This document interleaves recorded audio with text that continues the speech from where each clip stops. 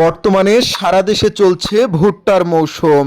সাধারণত নভেম্বর ডিসেম্বরে ভুট্টা বপন করা হয় এবং ভুট্টা মার্চ থেকে মে মাসের মধ্যে সম্পূর্ণ তোলা শেষ হয়। তবে এবার ভুট্টা চাষে চাষিদের পোয়াতে হয়েছে নানা রকম ভোগান্তি। ভুট্টা চাষ করেছিলেন? করছি। তে কেমন বাজার এখন ভুট্টার?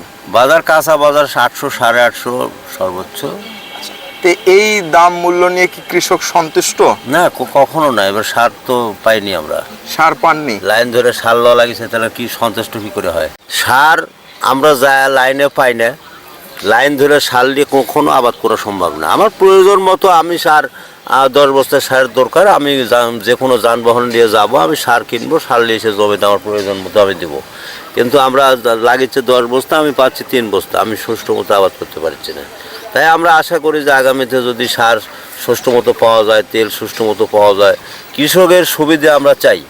কৃষক না বাঁচলে দেশ বাঁচবে না। আমার পাশে যেমনটি দেখছিলেন, এই বছরের নতুন ভুট্টা চাষিরা যেমনটি বলছিলেন বাজার আছে স্থিতিশীল, তবে যেই মূল্যে তারা সার কিনেছে 800 থেকে 900 টাকা মন ভুট্টা বিক্রি করে, এখন এই সারের খরচ মেটানো কষ্টদায়ক।